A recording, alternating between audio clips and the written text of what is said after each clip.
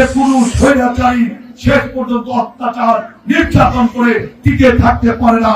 একটা দল ছিল বাকশাল, সেটার প্রেসিডেন্ট ছিল শেখ মুজিব। তিনি নিজেকে আজীবন বাংলাদেশের প্রেসিডেন্ট ঘোষণা করেছিলেন। আজকে যদি খালেদা জিয়া আপোষ করত, তাহলে কি 5ই আগস্টের সৃষ্টি হতো?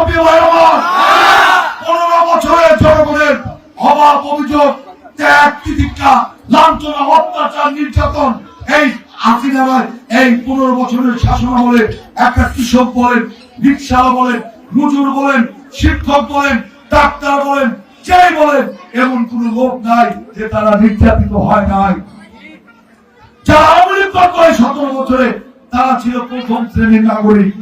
আর আমরা যারা বিএনপি সহ বিরোধী দল করতাম, জামাত ইসলামী করতাম, অন্য পার্টি করতাম, আমরা সব ছিলাম দ্বিতীয় শ্রেণীর নাগরিক। অর্থাৎ নির্দেশে আমরা পরবাসে বাস করেছি, আমরা খামচে ধরেছিলাম, মাটি কামড় দিয়েছিলাম, আমরা জানতাম। এক্সট্রিম মশার কয়েল প্ল্যান্ট ফাইবার দিয়ে তৈরি, তাই সহজে ভাঙে না, সুগন্ধিযুক্ত ও নিরবিচ্ছিন্ন ভাবে জ্বলে। ডেঙ্গু, চিকুনগুনিয়া বাহি সহ যে কোনো মশার বিরুদ্ধে দেয় এক্সট্রিম সুরক্ষা। যে কোন স্বৈরাচারী শেষ পর্যন্ত অত্যাচার নির্যাতন করে টিকে থাকতে পারে না।